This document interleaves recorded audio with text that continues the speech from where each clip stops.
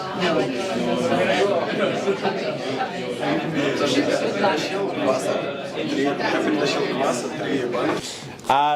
everyone, my name's Christopher Goodfellow and I'm the Programme Manager of The Pitch, and I'm part of the team that puts on the events and runs the support that we offer across the UK.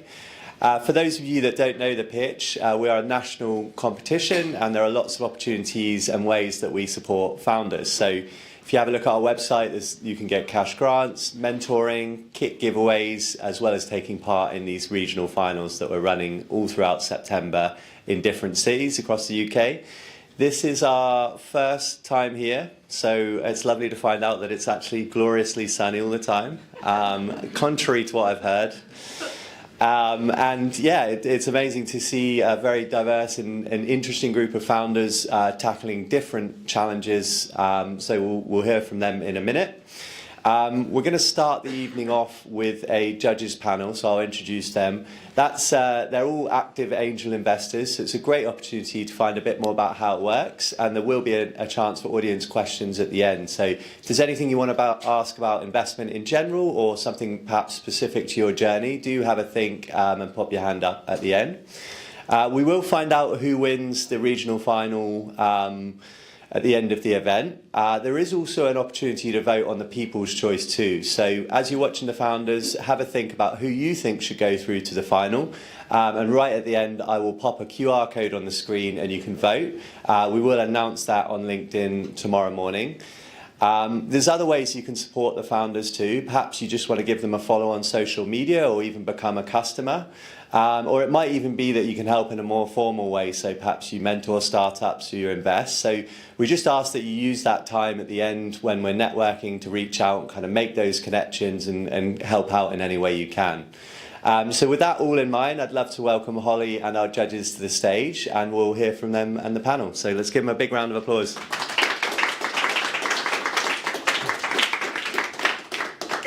Thank you. Who's brave enough to hold it first? There we go. Okay, firstly, hello and welcome to the Pitch Glasgow Regional Finals. It's our fifth and final of the season. We've had so many amazing startups so far, so I can't wait to see how we end this evening.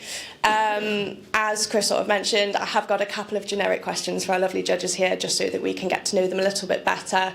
But I will open it up to the audience at the end if we've got some time, so have a think if you've got any questions, and hopefully we'll get around to that at the end. So just to get us sort of kicked off then, if you guys could give us a brief introduction as to who you are and what you do. Sure. Hi everyone, I'm Maurice Disasi. I'm an investment manager for Mercia Ventures. We're a national investor covering investments into SMEs all across the UK from 100k up to 10 million at all stages of growth, so startup, early stage, expansion and growth. We're patient capitalists as well, so we understand the difficult journey that entrepreneurs and founders have to go through. So what we do, aside from investing in businesses, is also mentor and add to the value creation plan and strategy that they've set. Hello, my name is Katerina. I'm a founder and active investor. Today I'm representing Min Ventures as a venture angel group investing in female startups, but not limited. And I'm looking forward to actually see amazing startups tonight as well. Hi guys. Hi, my name's Manjit Mooker. That echo's really funny. Crikey, what do I do? I've done a lot of things, but I'm an active investor. I love investing in early stage startup companies, all technology based businesses really interest me. My background is in healthcare. I've been on an amazing journey myself where I started, scaled and exited my first health tech company, bootstrapped it the whole way, told lies to my wife what I was doing with the money, and sweated a lot, had a full head of hair before I started that journey, but that disappeared real quick. I've recently launched another little business yesterday, which is out in beta. But that business was all about looking at something real quick, turn it around in 6 months, put it out to the market, test the market, and then start adding the bells and whistles. So I am really keen to see all the pitches tonight. I think they'll be amazing. I know the journey is not easy for what you guys do. It's a tough gig, but it's massively rewarding. So all the best to all of you. Wonderful, thank you guys. And I think something that our pitchers will be particularly interested in knowing this evening is what exactly are you looking to hear in their pitch? Do you want to go first? Yeah. Personally, I will look for progress made. So I think this is the number one, because everyone have the same amount of time, and how do you actually progress and how you thoughtfully use your resources to make most of it. And sometimes we're kind of caught into this, raising investment, but actually not making sales. So, and I think it's so challenging for founders, from even my personal experience as a founder, to not get caught up into that, kind of constant raising investment, but at the same time be in the business.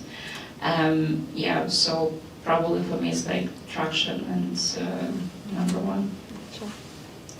Yeah, I think for me, taking into consideration the stages of most of these businesses is the innovation and ideas that you've come up with, and why you think these will succeed in the markets that you're looking to penetrate.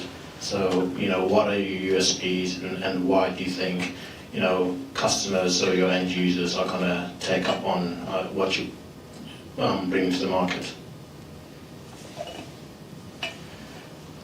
Mine is really easy. I just want to know why you think you're the right person to run that business. What wakes you up in the morning, what actually, pushes you towards actually taking that business forward, why you think you can actually make it a success, and why you think you're worthy of getting investment. Perfect, yeah, straight to the point. Katerina, I just want to actually touch on the point that you made. A lot of the people that apply for the pitch haven't necessarily launched their business yet, so using revenue as a traction metric isn't actually possible. How can they prove that their business has traction? To understand the market and understand the customer. If you know that your market size and you know exactly who you're selling, because often it could be just selling to the wrong people.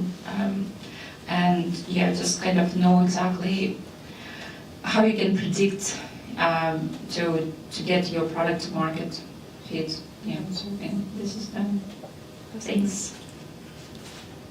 Yeah, I think I'd like to add to that in terms of how you can show progress, really by how you've engaged with your customers. So, what that feedback has been like, how the product or the solution you bring to the market has pivoted from your original idea when you started in, the basement of your bedroom or wherever it was, to what it is today, following that kind of feedback, because it also kind of shows, I guess, your receptiveness to constructive criticism, which you'll probably maybe get from us today. But yeah, I think that's one way of showing progress. And then the other is, I guess, again, that product development itself. What you understand from your perspective, what the market needs, and how this product is going to solve that problem. Anything to add? No, I think you guys have covered that. I'd like to add a little bit on that. I think how lean are you, and how fast you can actually change and basically make those changes based on that feedback. And I think this is sometimes very critical, specifically for the pre-seed startups.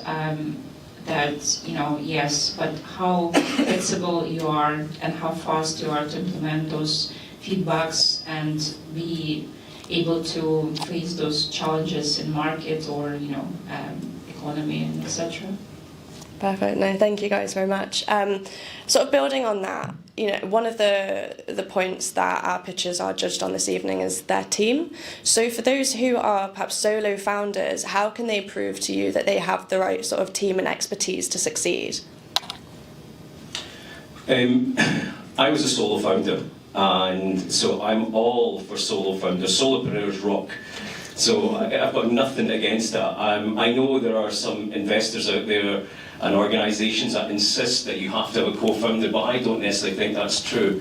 I think I'll go back to the fact I said earlier on, which is, you know, why are you the person who should be doing your business? Because it comes down from you. What's your domain knowledge? What's your domain expertise? Because you can populate people around you, right? You can put a lot of people around you who can actually help and deliver the big thing, which most of us always look for, is technology. So I don't think you need to have a CTO, or you need to have a head of development, or you need to have a head of marketing. There's plenty of people out there who can do it on a full-time basis, on a fractional basis. So I wouldn't judge somebody's business based upon lack of team. I'm only going to judge them based on their conviction of actually executing their own business. Yeah, I think from my perspective, you can demonstrate it in a couple of different ways. One, you're a sector expert, so some entrepreneurs may come straight out of university, having studied in the field and have come up with an idea. Others actually may come from a completely different field, but are trying to solve a problem that's relatable to them, or a family member, and they've come up with an idea. If you're in that latter group, how have you surrounded yourself with people that may have that level of expertise that could end up being, I guess, your mentors in the first stages, just to kind of validate your ideas in terms of the problems that you're solving? Because when you are, a solopreneur, it can be very lonely at the top, and it can be very stressful if you have nobody to kind of like share those ideas with. So who have you brought along on the journey, even for a short space of time or one-off conversation? Because you never know who knows who, because they can end up leading you to somebody that's much more experienced in whatever field that you're in. So either you've got the expertise, or you've come up with the idea, but you surrounded yourself with people that can support and validate your thoughts.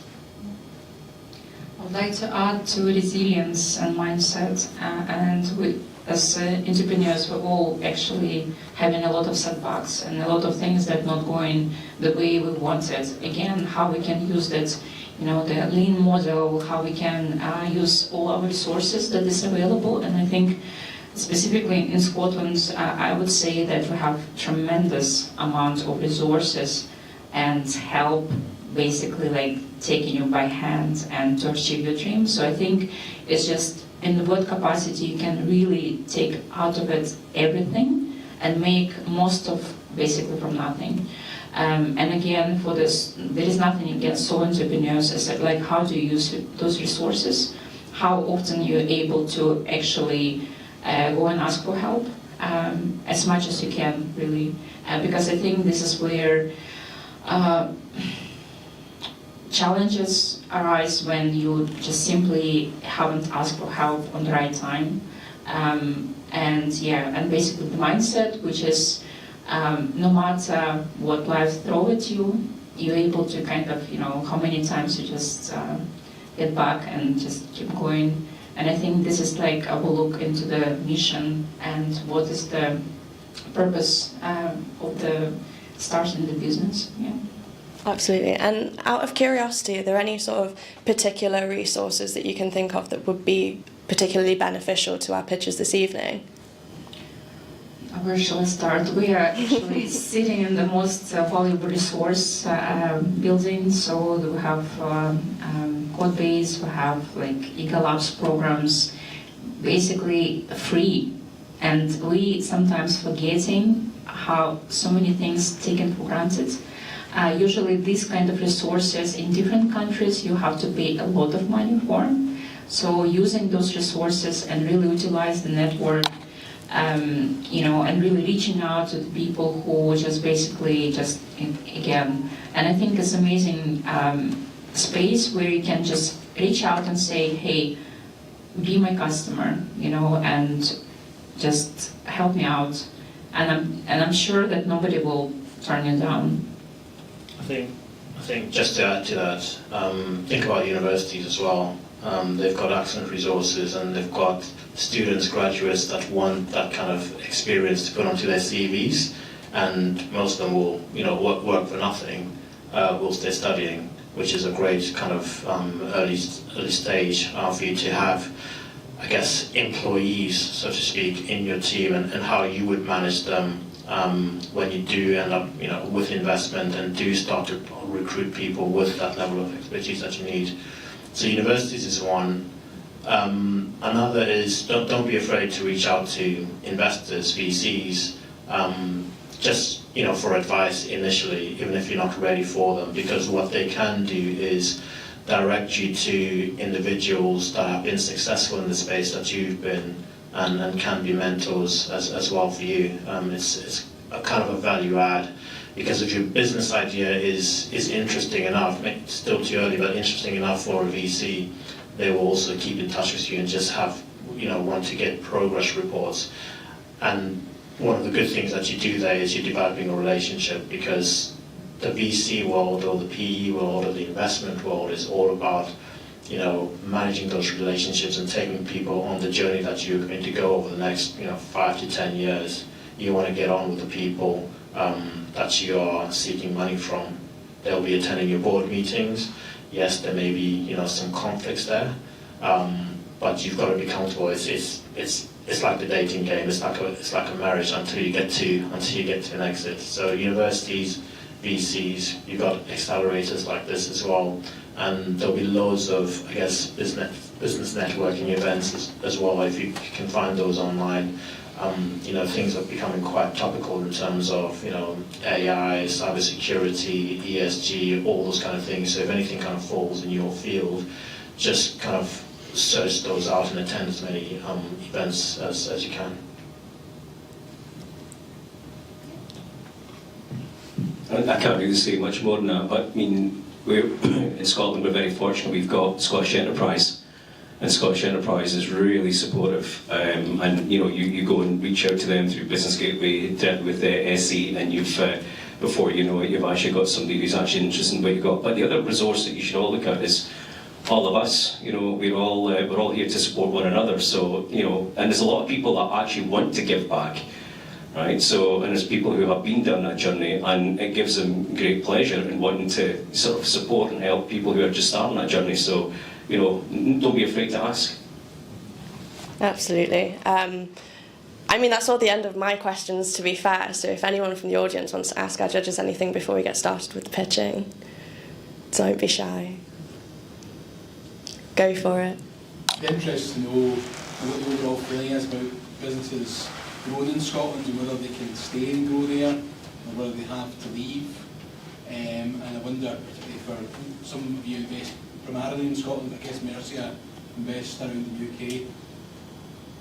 Yeah, sure. My answer to that is businesses don't have to leave where they start up. I think that the biggest challenge is, where the source of capital comes from. So Mercia does try to be a bit different in that we try not to do too many investments down south, because there's a lot of capital in that region, and try to promote the north a little bit more. And as a result of that, a lot more VCs have started to come up. I think there needs to be a stronger initiative from the British government to have funds kind of ring-fence for Scotland especially. They've done so for other northern regions in the UK, but a little bit more. I know they've got the British Business Bank that have that initiative, but a bit more needs to be done. But you've got other, I guess, initiatives like tax-efficient funds, your EIS and your VCT funds, that aren't restricted by regional boundaries, that even if they are based, down south or in the Midlands or in Yorkshire, can still invest in Scotland. So you don't have to relocate, because that means quite a lot of the business owner and the employees that have started the business. Is quite a big commitment to kind of relocate to a region that you don't know too well. And some businesses have been successful, but your preference should always be to try and draw the capital into the region and promote the region, as you want a big Scottish enterprise to say, look at us, look at what we can do. Anyone got anything to add? No, I'm good. No? Wonderful. No, really, really good question there. Hopefully that's helped answer your question. Any other questions for us this evening before we get started? No? I won't force any more out of you. So firstly, thank you very much, guys. If anyone does want to ask you a question at a later date, what's the best way for them to get in touch? I'm happy to share details, so Yeah, LinkedIn, email, LinkedIn. whatever. Yeah. LinkedIn, email. Yeah. Cool. It's usually LinkedIn across the board, so yeah, it's the safest one. Well, thank you very much, guys. I won't hold you any longer. Good luck to all of the pitches this evening. If I could just get a big round of applause for our judges. Thanks, Holly. Okay, so now we're going to get on to the pitching part of the evening. I should have probably been on this slide during the panel, but if you're wondering who our lovely judges are, you can take a quick look now. So for those of you that have never pitched a business or done any kind of public speaking, it is really difficult to get on stage and talk about something that you poured your heart and soul into, and you've probably been working on day and night for the last 2 years. So we do try and create as supportive an environment as we can for the people that are going to get up on stage and pitch their companies. So what that means in practice is I just ask that kind of as pitchers are coming up, you give them a massive round of applause. Likewise, when they finish their pitch, let's give them another round of applause as well. And then the final bit is, when they're in that 90 seconds particularly, just try not to get up to do something funny that's going to put them off. Obviously, there'll be the Q&A when maybe you can go to loo or anything if you need to. But that's it from me in terms of housekeeping. So to get into our first pitch for tonight, can Rosa Lifestyle join us on stage, please?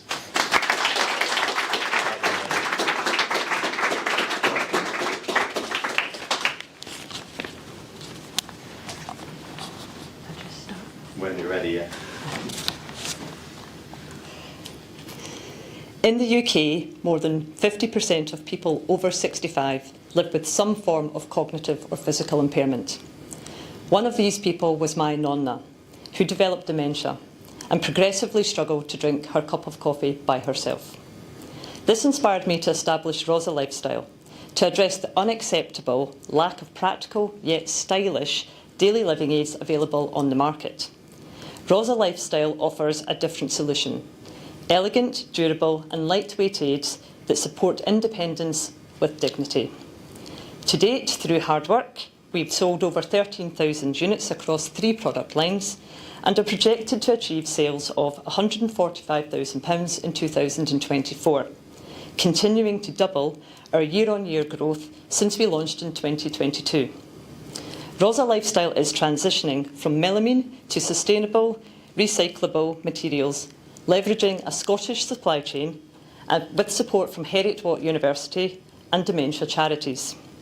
This shift will accelerate our growth by addressing competitors' shortcomings while positioning us to capture a larger market share. We'll do this by expanding our existing e-commerce revenue, grow stockist numbers and increase our TV shopping channel sales. Additionally, we're focused on securing large retail and care home orders to future-proof and scale the business. We're looking for investors to join us on our journey to become sustainable, scale production and accelerate growth, positioning Rosa Lifestyle as a market leader in sustainable daily living aids. Thank you.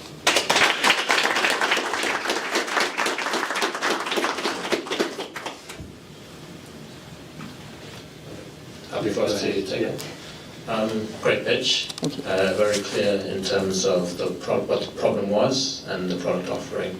My first question, given where you are now, is what was already existing in the market and how does this differentiate from what you're offering? So there's quite a lot of two-handled mugs on the market, but they're all either quite clinical or childlike. They are often a lot heavier. They're made of ceramic, so people can't lift them empty, never mind with anything in them. You know, they could shatter, or, as I say, they look like they're designed for children and they're very uninspiring. And I believed there was a gap in the market, an important one that needed to be filled with products that actually people would be happy to use, and particularly with dementia, staying hydrated is exceptionally important as well. And I think this fostered a better quality of life that people deserved. Very good. And you mentioned TV sales as one of your channels to go-to-market? Are there any other go-to-market strategies that you've employed, or is it mainly kind of, that TV sales B2C approach?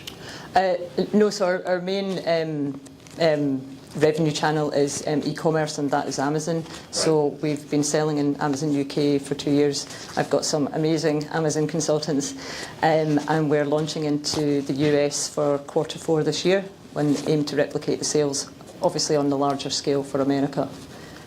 And how have you measured the market opportunity? How big can this business grow to?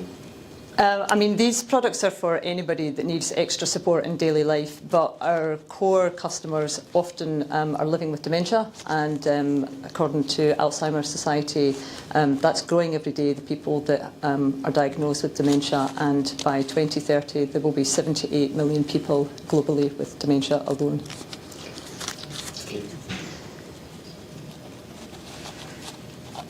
That's a fantastic pitch. There was actually I was on a call today regarding Alzheimer's dementia, which actually the number you scored is actually bang on. So not that I'm testing you. It might have been not wasn't simple.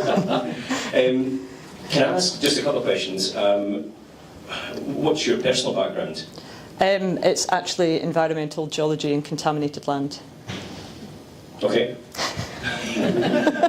That's a big shift. Okay, and your sort of your go-to-market strategy in the United States, or in sort of general growth, how are you? Is it all through Amazon, direct to customer? Is that your plan?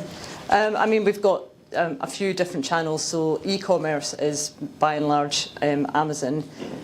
We've got the TV shopping channel that's coming online, but we also sell directly through our own website, directly to customers and to care homes. And for 2025 onwards, we're looking to secure retail orders once we have the new sustainable product range developed.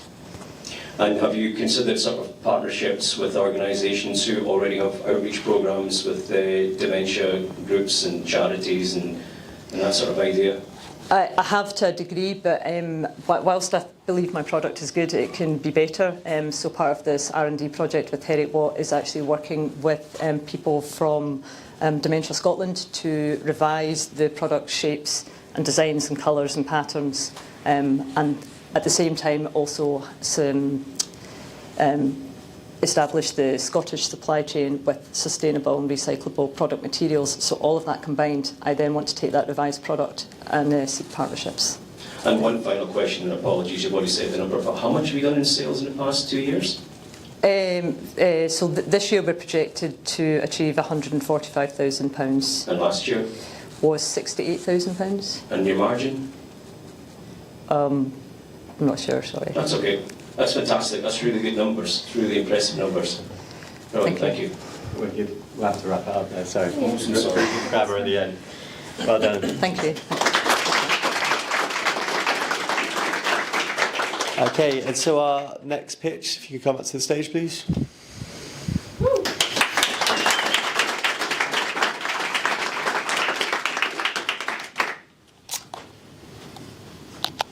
Okay, imagine you've just come out of the North Sea and you step into a sauna at 85 degrees heat.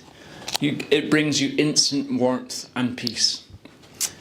My name's Callum Scott and I'm the owner and co-founder of Haar Sauna, an independent sauna company based in Shetland, which we've recently awarded the best nature sauna in the UK.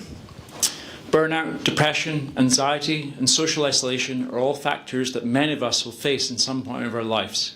And now, more than ever, people are looking for alternative ways to combat these. And Haar Sauna is designed to do exactly that.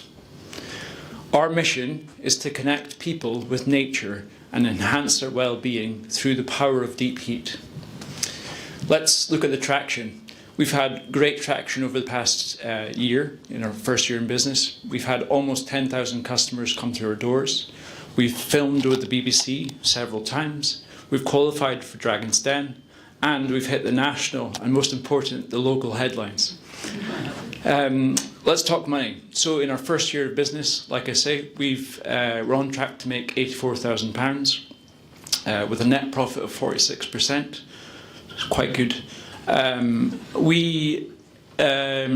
growth, we want to grow that is our number one target for next year. We're going to grow, we're going to expand into new locations throughout the UK, and finally we're going to create a promotional film to showcase sauna culture in Scotland.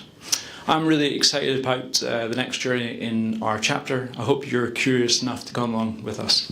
Thanks.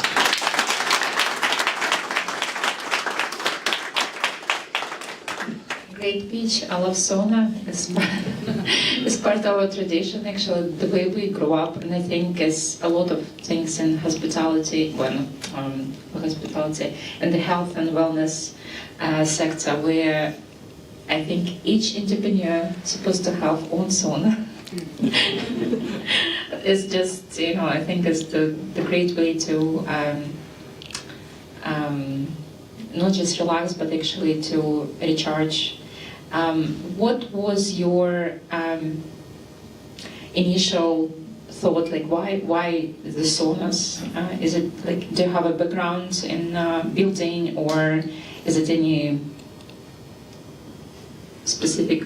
Yeah, good question. So, my background, myself, I actually have Asperger's syndrome, and I use sauna to regulate that.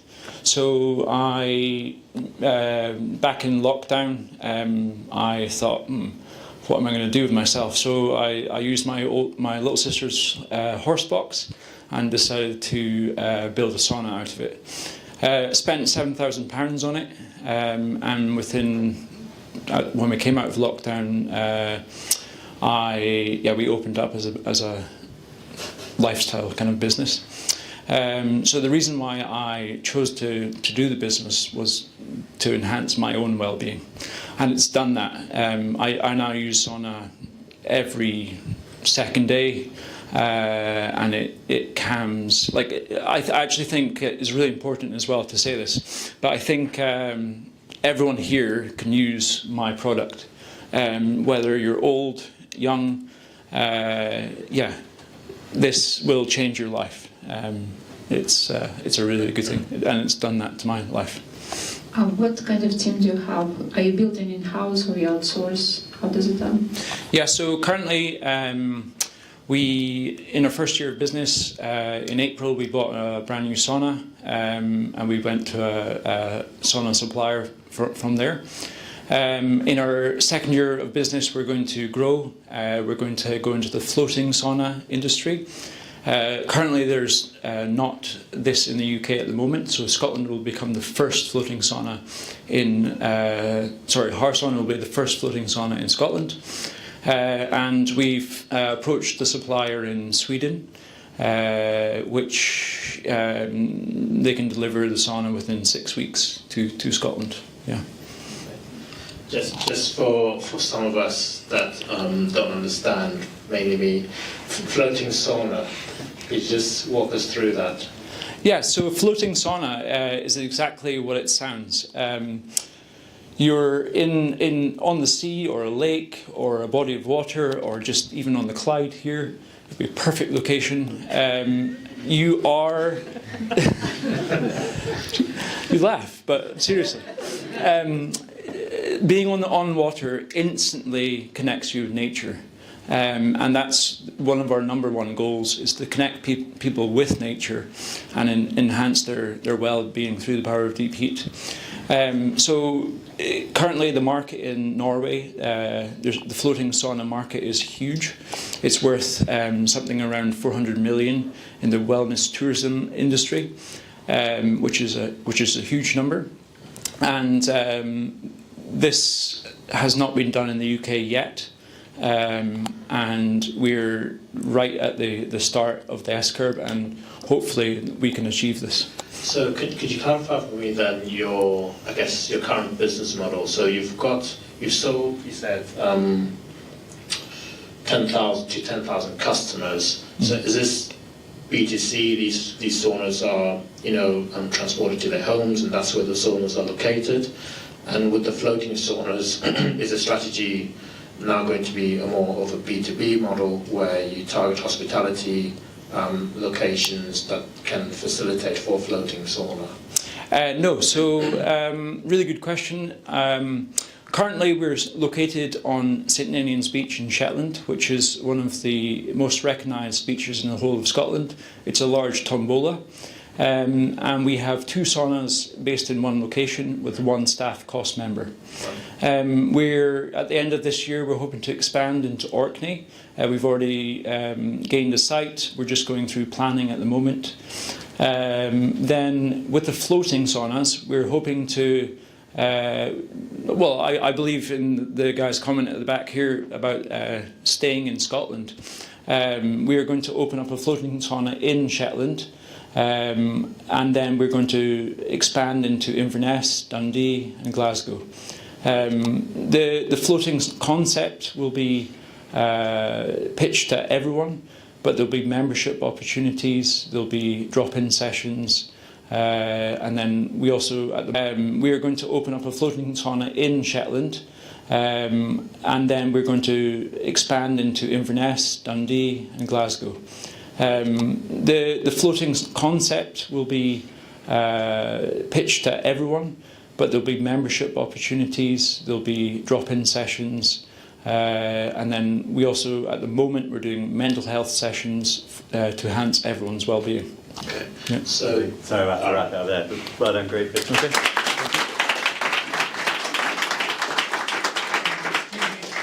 Excuse me, sorry, can I just say I'm a customer as well? I've tried Haar Sauna in Shetland, St Ninian's.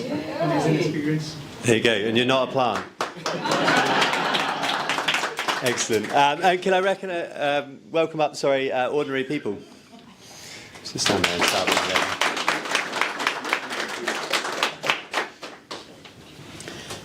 At the Ordinary People Academy, we are on a mission to redefine the $5.7 trillion wellness industry, which is a bit of an ask, but we believe that ordinary people can become extraordinary wellness practitioners without having to fit a stereotypical mould. Whether it's yoga, Pilates, breathwork or meditation, we're here to show that ordinary people can become teachers no matter what their background or what they've overcome. However, I initially pitched for the pitch on a whim, and I never for a second thought I would get through to the regional finals. I believe there are far more deserving pitchers here than me tonight, so rather than pitch any more, what I'd like to do is offer a breathwork practice that helps you to calm down in areas and times of high stress, such as pitching. Because we've only got 90 seconds, we're just going to do this once, and audience participation is mandatory. So you can actually do this as many times as you like in order to feel calm. It's called box breathing. So when you're ready, we're going to sit up, and if you feel comfortable, you could even close your eyes, but you don't have to. We're going to breathe through the nose, and I'd like you to inhale for 1, 2, 3, 4, hold in, 2, 3, 4, breathe out, 2, 3, 4, hold out, 2, 3, 4. And that's it. Simple, effective. Thank you very much.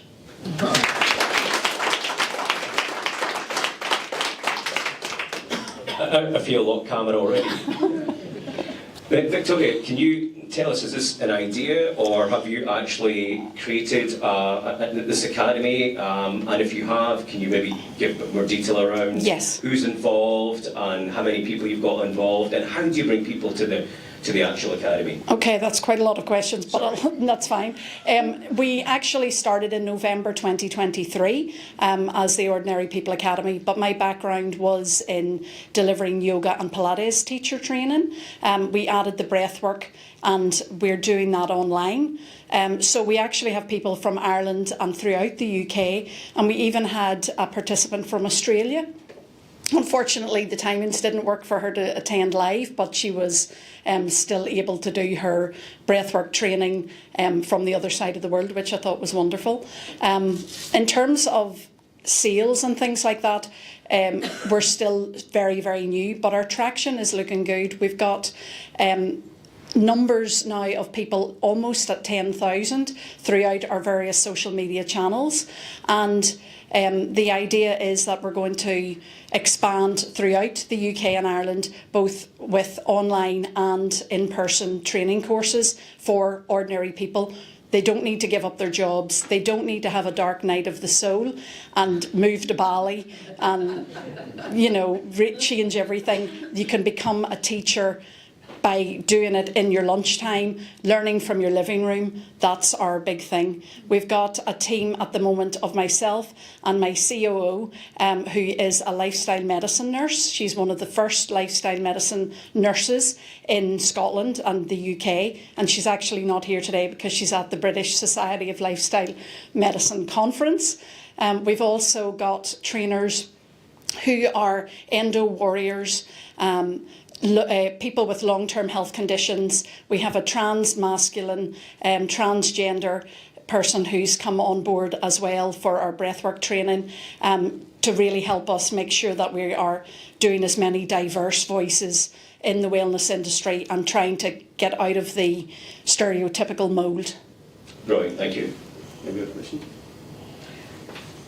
What is your margins at the moment? At the moment, the breathwork is the highest margin because it really doesn't require very much in terms of accommodation or anything like that. I'm working from home. The Pilates and yoga, if they're in person, it's hiring, it's room rental and things like that. We're still also trying to make the courses accessible to as many people as possible. So the courses are all priced at £2,500 for 6-month long courses, but people can pay by instalments. So and they can earn that money back as a Pilates teacher or a yoga teacher really very quickly. And in terms of, after the training, what's that traction like in terms of attracting, customers and new business? How long does it take for them to kind of break even for paying for a course? I would say at the moment the Pilates is the one that's been the quickest to break even, because it just seems like it's exploded at the moment. For example, on tomorrow night, I'm flying to Belfast to train 15 Pilates teachers. So in a very, very small market, but they all seem to think that they're going to have work because people are realising that Pilates in particular is so good for health. And how do you market your business, kind of taking a step back to try and attract those that want to train and offer that kind of service? How do you go about promoting the business? I've been working with an SEO person through Business Gateway Scotland and trying to get our courses higher up on the Google rankings. But I think I need to do a lot more LinkedIn stuff because I think there's a lot of people on LinkedIn who are sitting in their jobs bored and would love a new healthy career, and I can offer that to them. And just finally for yourself, what's the end goal for a business like this? For me, it's because I have a mental health disorder. I have bipolar disorder, and I every day was struggling with trying to fit a mould that just didn't work for me. And so I wanted to see more ordinary people in the wellness field and to let them know that they have a voice. So that's my reason for working. Okay. Thank you. Fantastic purpose there. So next up, we've got Quas drinks. If I've said that right. Yes. Thank you so much. Hi guys. I do have samples for you to share and to try, but probably it's better to do that after the pitch. I think it's nice to kind of give you an idea that it's a real thing that you can touch, and try and enjoy. Right, okay, let's get cracking with this. I need more breathing, to be honest. I'm breathing nervous. Today we get up to 70% of our daily energy intake from ultra-processed foods, which have been linked to different chronic conditions such as allergies, diabetes, and obesity. This diet has undermined our gut health, which ultimately is not able to properly train our immune system, which affects our entire body. So at Quas, we're on a mission to improve and restore our gut health, but with the next generation of gut health products. Our MVP is Quas, which is a non-alcoholic beverage fermented with the sourdough starter culture, which makes it the most concentrated and the most diverse probiotic product available on the market today. Since launch, we got 2 Great Taste Awards for our flavors and sold almost 30,000 cans D2C. To scale our impact beyond the UK, we're now developing the Quas symbiotic formulation, which could add gut health enhancing properties to everyday products. We will also use it to launch Quas home brewing kit, which will allow people anywhere in the world to brew Quas with the best gut health properties available. Right now, if you Google one word, Quas, you will find us on the top of the list of this rapidly growing 3 billion market. Equipped with a PhD in biotech and a team of experts in D2C marketing and fermented foods, we are armed to lead the fight against the damaging impact of ultra-processed foods on our health. We're asking for £300,000 to finish our R&D and accelerate global expansion. Thank you.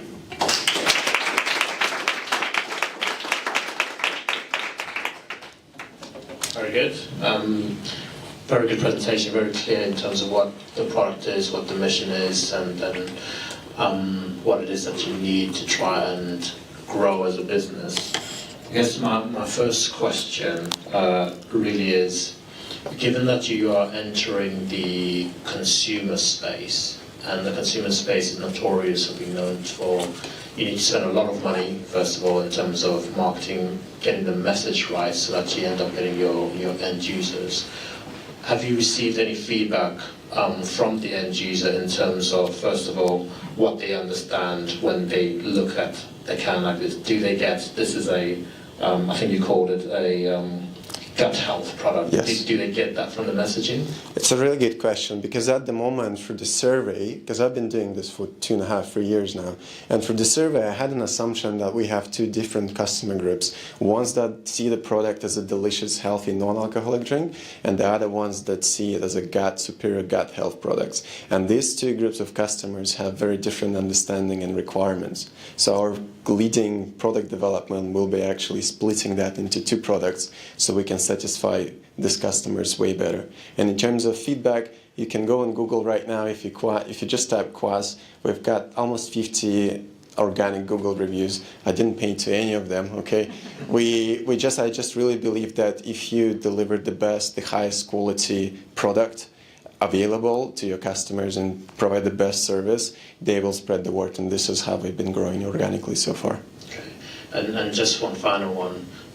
Most successful, I guess, brand or consumer products usually have some kind of, I guess, sponsor or celebrity, and it's very hard to get those, to try and promote that, to try and create a huge following for that. Have you kind of thought about that as a strategy to try and accelerate the, awareness? Very much, but maybe not in the context of a celebrity, but in a similar approach. For example, Red Bull, for example, is very well known for, extreme sports. And I was thinking for a long time, what and how could I, associate this product with any particular activity? And actually sauna, so I'm from Estonia, right? In Estonia, Baltic country, sauna is a thing, big thing. Every house, new house, has a sauna in it. Right. So in Eastern Europe, for example, Quas comes with sauna hand in hand. So what I'm planning to do is make sure every sauna that exists on this island of the United Kingdom will have Quas stocked in it, 100%. I also I've drank your product in London as well. Oh wow! Yeah, it's really? Banana. Oh yeah. Banya. That's amazing. It's another thing that. What is your plans for B2B? And I love your Quas. It's my childhood drink, and I get it. So as well as the sauna. So it's essential, and we don't have high quality, even natural Quas the way you do. I would say, yeah, B2B. What is your plans? Because I know you launched in Banya. Yeah. How So we launched with Banya, so we can also serve this on tap. So we've got one customer in London, and they make 15% of our volume at the moment just from one place in London. It sells out really, really well. But to grow that is quite difficult because it needs particular equipment because the product is shelf life. It needs to be stored in the fridge at all points. But the new product that we're developing now will be shelf life stable, which means we will be able to provide all the saunas and all the taps and all the kegs and just use the standard traditional distribution for food products. Because at the moment it is possible, but it's very, very expensive.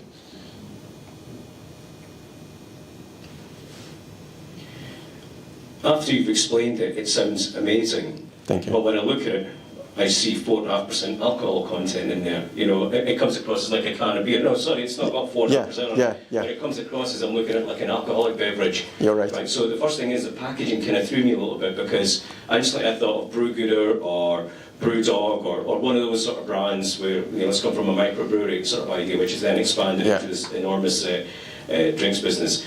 So I think the thing that I'm thinking here is how do you educate people as to what it is? Because gut health, we hear about it, but probably don't really understand it as well as we should. So I think there's a bit of education that needs to be done, which on a D2C side is going to be quite expensive. Yeah. How do you handle that, and how do you grow the brand based on what essentially is going to be the barriers? That's many questions. Sorry, again. No, very, very valid. When I started, as many people here, I had no idea what I was doing. And if I knew, maybe I wouldn't have started.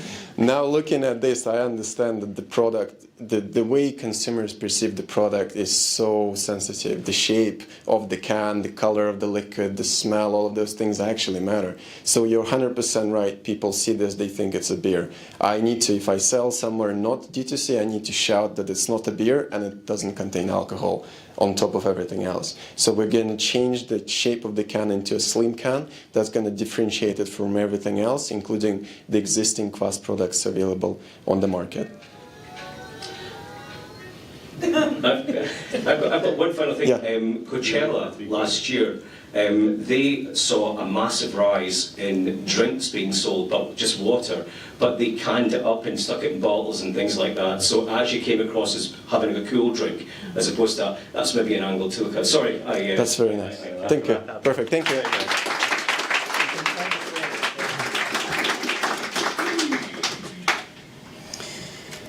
Okay, could I get Cleanifiq, please?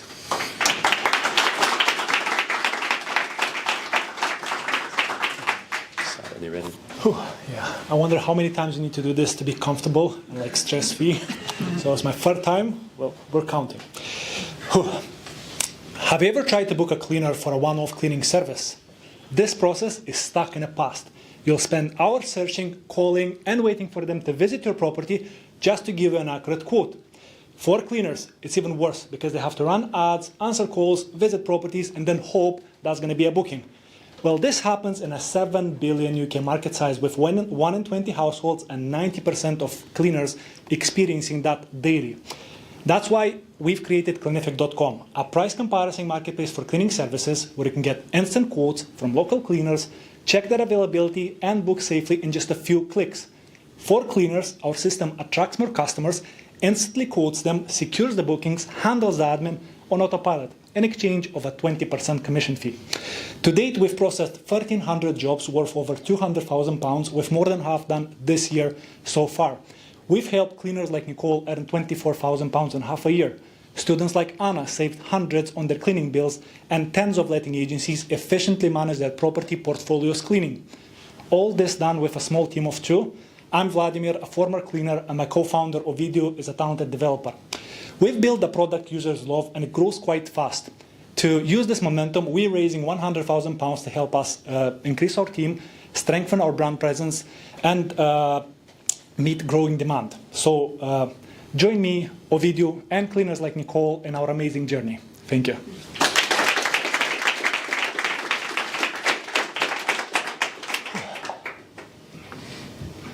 I'm going to book you. Oh. That's really impressive. But the one thing that I think a lot of people struggle with, especially for residential, maybe not so much commercial, But booking services, it's building a trust with the cleaner. How do you, I guess, build confidence in your customers that they book through your service, that they're going to get somebody who is going to turn up on time, not going to break things, going to respect your home like you'd expect him to do it, and they're going to do the job the way you want it done? Okay, that's a very good question, which covers a lot of points. It goes with hard work and building features. So a tech platform has to have features. We've built that in our system. It comes with before and after pictures. If the customer is not happy, they support pictures. The cleaner has a profile where you can see how many jobs they've completed before pictures from other properties, reviews pulled from Facebook, from Google in one place, so you can make an informed decision before you booked. And it comes with us controlling the payments. So in the case of an issue, we would stop the payment from going to the cleaner until the issue is resolved, and only then process the payment to them. So it comes with some security. Brilliant. So we've come across, I guess, quite a lot of marketplaces like what you've described. And one of the key questions we always ask, and I guess a key risk, is how do you prevent the potential cleaners or even, you know, the customers on the other end of this marketplace from undercutting your business once they've struck a relationship together? Because what ties them to sticking to your platform? Perfect. So first of all, we have two types of customers. Private, they have to pay up front, and those are people at home who we don't know. And there's letting agencies and construction companies, people who we vet, and we allow them to pay 30 days later on the platform. So those customers just use our platform on an ongoing basis. We do have a non-competition clause in our terms and conditions, but there's no way you can enforce that or even track that. There are ways you can copy what Go Compare does for car insurances, put a phone number and tell that's the cleaner's number whilst it's your own service in there. But there's no point of doing that because the cleaners, first of all, they love us because they make so much more money. They make 3 times more money than they would work for someone as an employee. So they enjoy this. And the second thing is we actually are profitable even with that. Even if we don't track that at the moment, we'll track that when we're going to be bigger. But even if that happens, we're still okay. We're still converting, and we're very good at finding someone online who's searching for a one-off cleaning, an impulsive buyer. We're getting them to our platform, and we're converting them to customer. And to support this, we've got a 21% conversion rate from lead to purchase for private customers and 75% from business customers, which just tells how that works in our niche. So what you're saying is your platform offers convenience and flexibility. Convenience for the enterprise level customer, and flexibility for the cleaners using the platform because it allows them to get more leads. They don't have to do nothing. They don't even know, well, it's going to sound bad, but they don't even, many of them don't even speak English properly. They might have another language. So they just register with us overnight, they go to sleep, and the next morning they wake up and they have 5 bookings, which is nearly their monthly salary working somewhere else. And in terms of traction, so how are you mainly kind of regional to Scotland, or how has this spread across the So this is only Glasgow mostly, with a small very percentage in Edinburgh, because we had some customers, some letting agencies who have branches in there, and they just want us to get, so we ask cleaners from Glasgow to travel for an extra fee. But at the moment it's Glasgow, but we're looking to expand UK-wide. So we're looking to get 15 cities, biggest cities in the UK within the next 5 years, 10 of them in the next 3 years for sure. Okay, and the end goal, exit, what's your kind of 5-year plan? I see this as a 10-year plan more than a 5 years. So my role will be, once we get the biggest, we become a big player in the UK, it will be expansion to the States. Good. No? Answers to your questions. Okay, perfect. Great.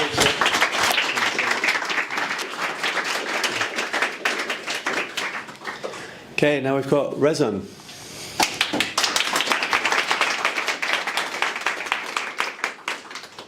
We are defined by our brain. Our brain determines our mood, our thinking, our processing, our performance in life and sport. Head impacts in sport create brain injury, negative cognitive, psychiatric and mental health outcomes, including suicide. Brain injury in sport's a global concern. It's a complex political, scientific and social challenge. It's creating an economic burden of 2.45 billion here in the UK alone. Rezon have developed Halos, a protective headband that reduces brain injury in sport. It has patented technology and it's British made and it's focused on reducing rotational forces to the brain. Rotational forces are present in every head impact. They cause the brain to rotate inside the skull and neuroinflammation. This band reduces rotational forces by 61%. We've been in market 2 years. We've sold and are being used in 18 sports across 14 geographies. We have partnerships with research bodies, schools and universities. What this band does is give every sports player the opportunity to protect their brain and contribute to a future where sports players no longer have an outcome of neurodegenerative disease.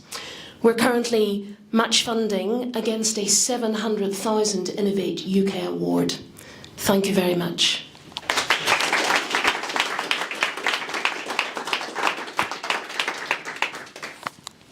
Thank you for that presentation. I think you're looking to solve a very key issue in sports, particularly when you get to the professional levels and even at grassroots. It's not true. Can I correct you?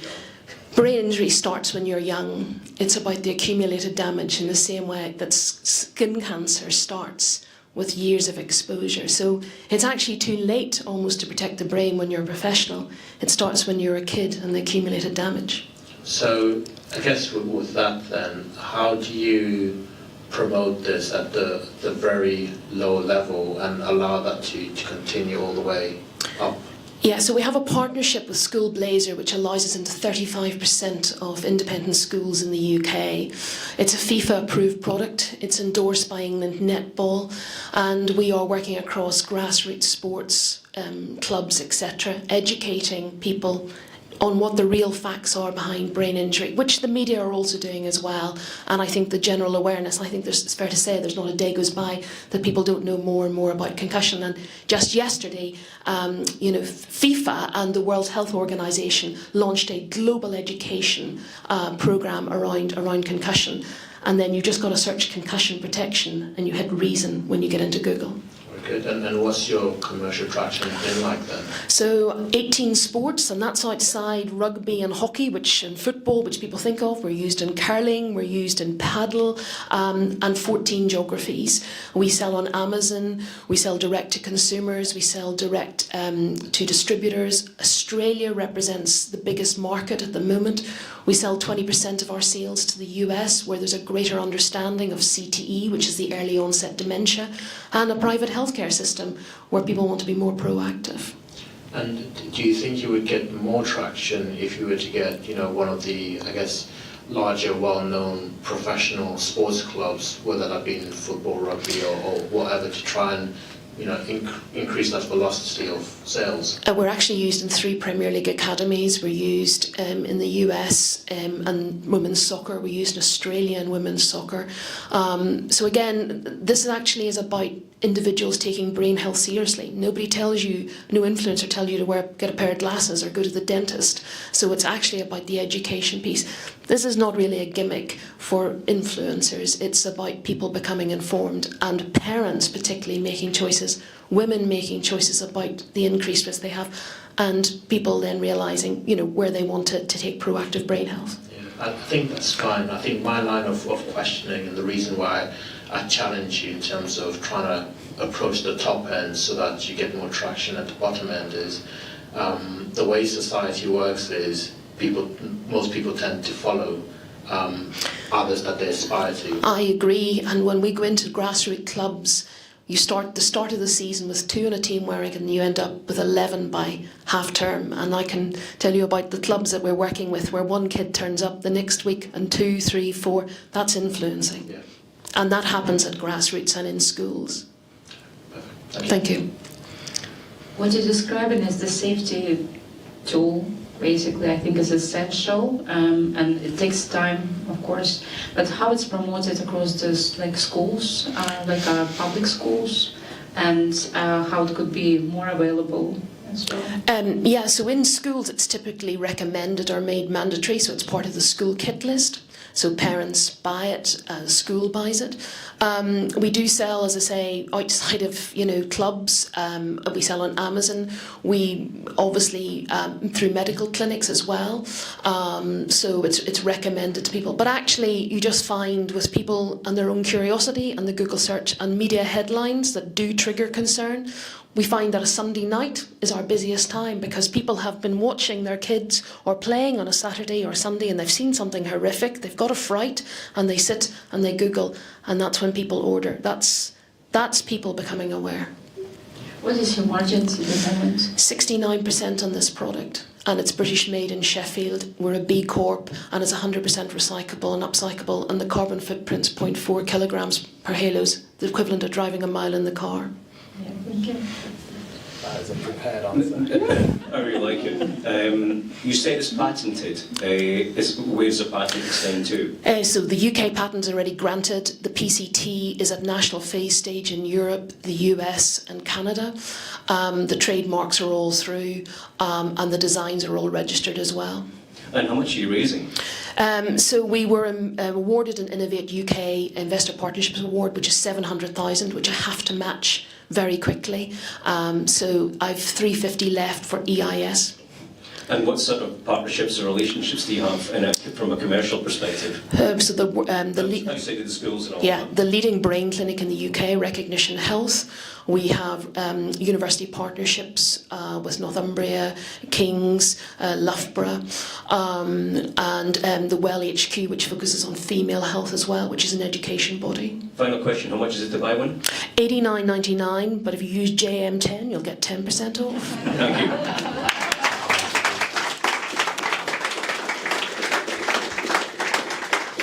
Okay, so our next startup is Unbaggaged.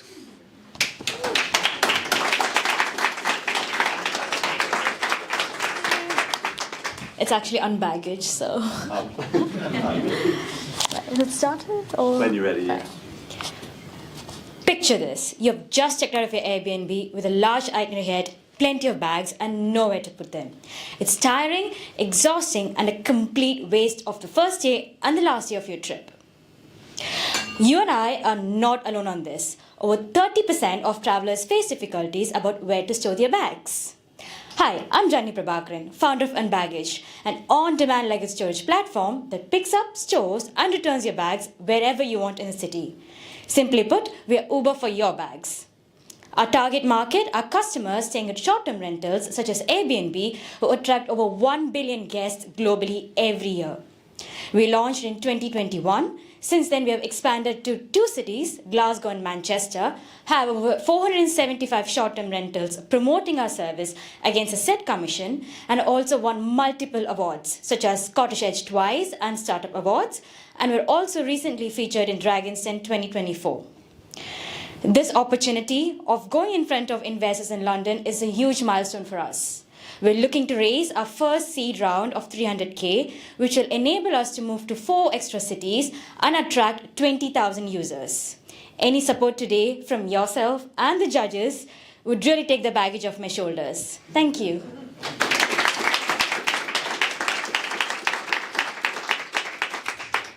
Thanks, Johnny. Great pitch. Thank you. In regards to your current locations, Edinburgh and Manchester, have you considered likes of London and going further afield, or what's your plans around that? Yeah, absolutely. So we're a completely bootstrap company in terms of Scotland. We're operating in Edinburgh, Glasgow and Manchester at the moment.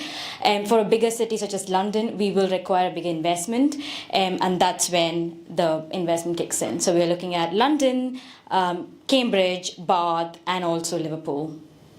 And how do you guarantee that the bags will arrive wherever you need to be? So if I'm travelling somewhere, how do I know if the bags will appear where I want them to appear? Yeah, absolutely. So our platform is completely automated, so the customers can actually track where your bags are at. They can make changes. For example, you're saying, oh, I want my bags to be dropped at 7 o'clock instead of 6 o'clock. You can go onto our website and make amendments there as well. And it's about managing expectations at the end of the day. We do know there are drivers, traffic, there can be delays, but if you have the ability to track them like an Uber, then that gives you assurance that you're going to get your bags on time. A final question from me, how much have you done in revenue now? So we've done 95k to date. Thank you. I'd like to find out what is your expansion plan beyond UK and exit? So in terms of expansion plan, we are eyeing Germany as our first entry into Europe, and then US. Germany, because the taxi infrastructure and the courier infrastructure is perfect for what we do. And in terms of exit, we've already received one acquisition offer from our biggest competitor called Stasher. And we've also collaborated with another luggage storage company called City Spare Space. So there are a lot of acquisition, merging opportunities in our current luggage storage as well. But personally, for me, a perfect acquisition would be Airbnb or Uber. So we are integrated into their taxi and into their travel plans as well. Yeah, you kind of semi-answered the questions that I was going to ask, actually. I wanted to understand the business model in a little bit more detail in terms of the types of partners you use to kind of courier the service, but also a little bit more understanding in terms of your competition out there. You've got your valet services, Airbnb, who can be an acquirer, can also kind of be a competitor as well. Yeah. So how have you assessed the market and how have you positioned yourself or differentiate yourself from that potential competition? Yeah, I'll just answer your question part by part. In terms of suppliers, we use Scottish and UK throughout suppliers such as Eagle Couriers, who have been in industry for about 35 years, and they have depots and couriers throughout UK and abroad as well. And apart from that, we do use Man with a Van and a lot of black cabs as well. You see in Edinburgh and Glasgow, so they're all part of our network. So as demand grows, we can use them and give them more bookings, and that is how sort of our supply side works. And just on that, what sort of margins are you agreeing to so that you remain, I guess, profitable as a business? Yeah, so for as the number of bags increased, that's where we really start making money. So at the moment, we pay 55p per item for the couriers to store the bags. That's per day per item, and £25 to £35 for pick up and drop off. Okay. Yeah, and we charge £50 for 2 bags, £10 per day per extra bag. Right, and how does that compare with, I guess, competitors in the market? Are you undercutting them, or are you kind of pricing around the same range? Yeah, so we have positioned ourselves as a premium service. So our main clientele are customers from the United States, Canada, and Germany, because they are willing to pay that extra money for that convenience of picking it up and storing it as well. Our main competitors are Stasher and sort of other luggage storage networks. They target more of backpackers and budget-friendly travelers. Their pricing starts at £6 for one item, whilst ours more £50 for 2 bags. But we have positioned ourselves as premium, which is where we want to be as well. Okay, and just one final question on competitors. Given that they could also be your potential acquirers, how big have these organisations grown to? Because that can be an indication of how big your business can grow. Absolutely. So we do think they are indirect competitors because they don't have the transportation element. They've all received 5 to 10 million in funding. VCs are involved as well. They have global networks, so they operate throughout the United States and also other European countries as well.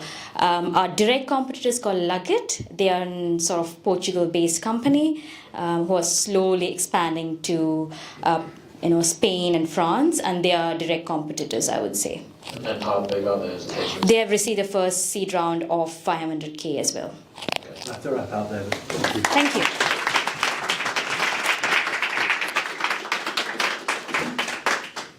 Okay, and our last picture for the night is more.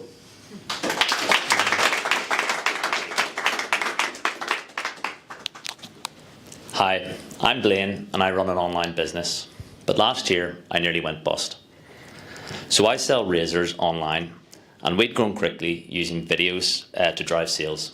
But when TikTok got really big, all of a sudden there were millions of videos online, and it became really difficult to stand out. Making a video that sells is really difficult. It's expensive, it's time consuming, and most of the time it just doesn't work. So that's why I started More. More is an AI-powered platform that can take a single video and automatically turn it into hundreds of different versions. You see, these days, a video can fail based on something as simple as the background music or the text that pops up on the screen. With More, you get hundreds of different versions of your video. That way, if the first one fails, you can instantly create another based on what worked or didn't work in the previous. For my razor business, this was a lifesaver. We went from producing a few videos a month to 3 a day, and for our revenue, this led to our monthly sales jumping from £1,000 to £25,000 in just 3 months. But it's not just about my business. Over $70 billion will be spent this year creating videos. Yet 75% of those won't make any money. I've battled this for the past 5 years. And I'm joined in this journey by my co-founder Nikki, who's a data scientist, and Anwar, an AI engineer. Together, we're building a platform that enables businesses to create, test, and improve their video content faster than ever before and at a fraction of the cost. So why create less when you can have more? Thank you.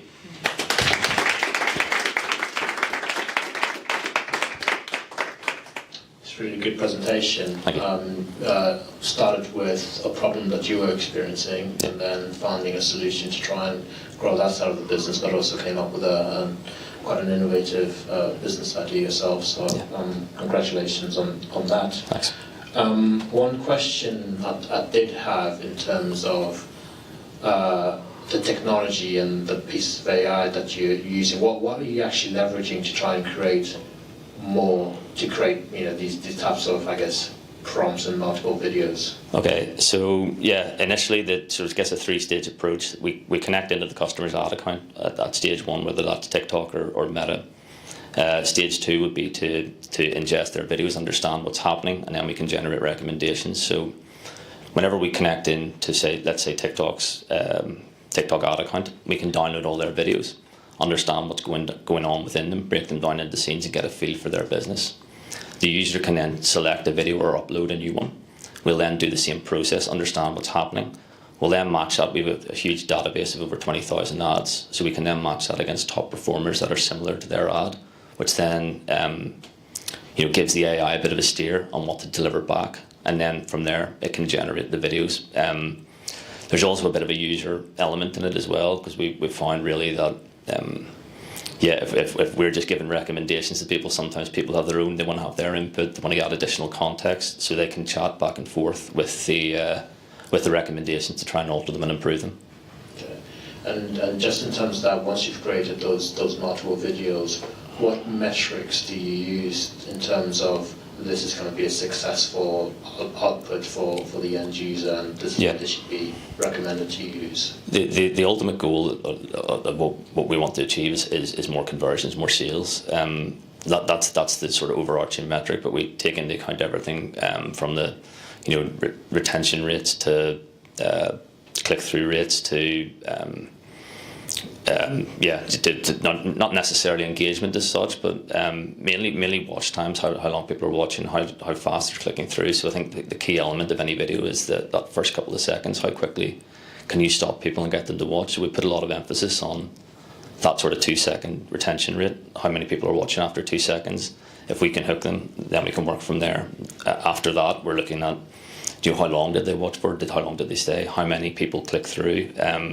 There's other metrics, and like you can see if for example you have a low 2-second retention rate but a high conversion rate further down the line, we can say, well, okay, the start's not good, but halfway through there's areas that we can use in future videos if we can get the start right. So yeah. And 2 final questions before I pass on to the other judges. First question is, what other solutions are there that users are gravitating towards? And then sorry, I just lost my train of thought. So what other solutions are there in the market at the moment? Yeah, so out there right now, there's a lot of creator marketplaces. There's hundreds of them, new ones launching every day, where there's they would get a network of content creators, and it's almost like a marketplace, and brands would come and connect with them. There's other solutions that are more along the lines of like mood boards, where you can collect competitor like competitor ads as almost inspiration to try and improve the brief. So these are all targeted to try and improve the quality of your videos. But a lot of them are very targeted at creating more content. And what we found is just because you're creating more content doesn't necessarily mean that's going to sell better. So the big difference with us is we're very focused on actually improving performance through like an iterative process, and using AI to kind of speed that up at a far cheaper price than what you can get. The second question just popped back into my mind in terms of the model that you currently have. Is it a kind of recurring model whereby it's sticky for the users to kind of keep paying for the service, or is it repeat, or if given that they'll generate multiple versions of a video, do they just use it once and that's it for them? It's success, and they can just continue to use it and not come back to you as a solution for future. We see it more as a subscription model with tiered levels. We think that works for us for two reasons. I guess the first reason in advertising, if your ads are performing well, you spend more money. The problem is you need more videos and more videos, so there's a natural progression through the tiers. And we think it can be quite a sticky product as well, because as we gather more data in your ads, we can the recommendations that we provide can improve and get better and be more personalised to your business, making it less, I guess, making it more difficult to jump to another solution. You have to be a very quick one, if that's okay. Okay. What is your strategy to market in terms of, are you planning to do any sort of licensing or the white label, some kind of partnerships, specifically with the AI? In terms of going to market, probably going to market, like it's just like so far we've had a bit of success through LinkedIn, posting, sharing our success and generating connections that way. We're very early stage. We've had a bit of grant funding that's got us to be able to develop an MVP, which is launching next month, of which we have 3 customers ready to start testing that. It's still very early stage, but we want to leverage that LinkedIn network, start hosting sort of monthly webinars talking around the subject. We've also ran some Facebook ad campaigns, testing messaging and different strategies that way, we've had some good results with that. But initially we think LinkedIn, leveraging that, and building our network. Have you thought about joining communities and to, instead of paying Google and Facebook ads, to actually join community, like startup communities, where you can offer your product and service to your target customers? Yeah, it's not something I've considered. Like, I've been involved in a few startup communities in Belfast and that, but it's definitely something that I'll look into for sure, because there's so much value in them, and as you say, there's a lot of potential customers there that we can work with. But even whenever we were doing our market validation and stuff, we got a lot of we were able to utilise those networks to help with that. So definitely. Wicked. We will have to wrap that there.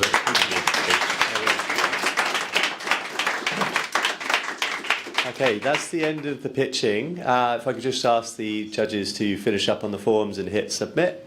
And while I'm talking, Holly and Katerina at the back will work out the overall winner. So while that's going on, I just wanted to take a moment to thank our sponsors, the organisations that help us run the pitch and make sure that we can keep it free for all the founders that take part. So first, the Founder Catalyst, who have backed us for the last 2 years. They offer the paperwork you need to get your legals done for fundraising rounds. So that's your SEIS assurance and things like that, and then also going through to options as well. They're running a competition with us to give away deck reviews. So their founder is actually a very successful entrepreneur. He scaled a business from 0 to 30 million in revenue, and he's invested in over 70 seed stage startups. So if you have an investment deck and you want some feedback, you can upload it on the site. Sam will pick some of those and we publish them as video content. So opportunity for you there. We also have Tides. We've been running a competition this year with Tide, who've joined us for the second year as well, called Pop Up with Tide. We had an amazing retail pop-up in Bristol, and now we have a £5,000 grant to give away to a product-based business. So we've heard from a few of those tonight. If you are in the early stages of building a product-based business, have a look at that competition online. I think there's 2 more weeks before we close that, and we'll announce the winner at the grand final, the pitch grand final next month. For those of you that don't know, Tyler should have said at the start, they are a business bank, and they also now have an attached card reader. So if you are looking for a business bank, check them out. They've been really supportive of our community and have fantastic reviews. We also have Notion this year, who're joining us for the first time. So they are an all-in-one platform to manage your startup. So there's lots of, you can build workflows from scratch. There's also loads of really, really useful templates that are relevant to startups. So stuff like managing your round and kind of who you're reaching out through to customers, deliveries, and so on. And we have so many users in the community. We also have a 6-month trial period that you can access through the pitch as well. And finally, we have Curry's Business. So Curry's Business are with us for the 2nd year as well. So lots of our partners returning this year, which is awesome. And they're running a competition this year called Kit Up with Curry's. So we picked 2 founders to give a bundle of tech equipment to help them up their social media game. And now they've been posting about their journey using the new kit, so both building their business and their path through the competition at the pitch. So you can follow that online. And it looks like, am I getting the nod? We've got the winning envelope. So yeah, if I could grab it, that'd be amazing. Just push myself in the corner. Brilliant. So I really enjoyed the pitches tonight, and I think one of my favourite things is, as I mentioned at the start, it's just such a diversity of challenges and things in our society that these businesses are trying to address. And I think you can get the sense there were some really, really strong pitches tonight. But our winner is Quas. Let's just say a few words.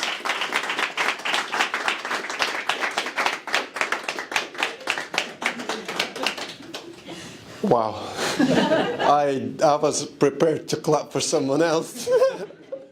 Thank you so much. I don't even know what to say. Thank you. Do you want to try the drink? Thank you. Do I need to say? That's probably enough. Oh, thank you so much. In the kindest possible way. I love the enthusiasm. Lovely. So that's the end of our proceedings in this room. But as I mentioned, there is a People's Choice vote. So do grab the QR code before you go into the networking, and you'll get a chance to vote.